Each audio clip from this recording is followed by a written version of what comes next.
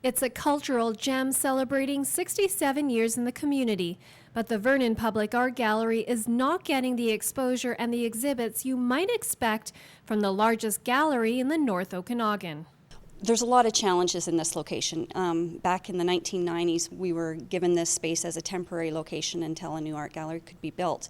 And for various reasons, change of government, that type of thing, of course, that hasn't happened. And so we've tried to do what we can with the space that we have. And part of that means housing their permanent collection in plastic bags.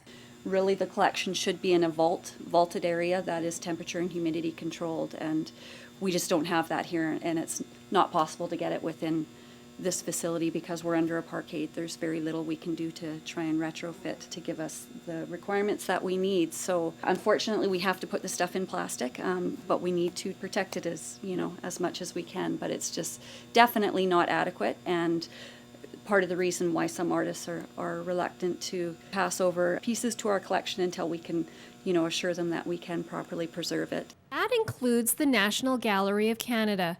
According to Grant, the Vernon Public Art Gallery can't tap into collections from the National Gallery because it doesn't have the proper temperature and humidity controls necessary to house those collections.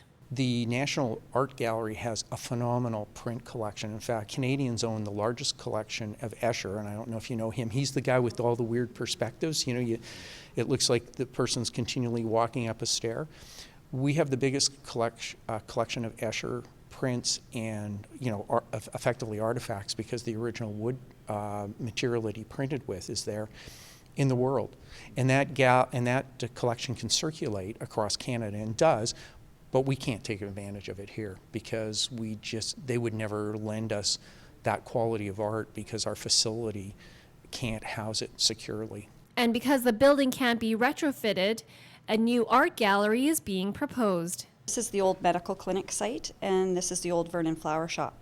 And so we have this property all the way down here set aside for us, and it's right across from Cenotaph Park. So what we're looking at initially is probably developing this piece with the possibility for future expansion down the road. As citizens here in the North Okanagan, we actually own a heck of a lot of art that we don't get to see because it sits in Ottawa. And so a facility like this would allow us to bring in some really world-class art that we as citizens own and just simply don't have access to because our facility isn't a high enough quality to actually house those exhibits. For more information on the Vernon Public Art Gallery, visit their website. In Vernon, for Shaw, I'm Marianne Okel.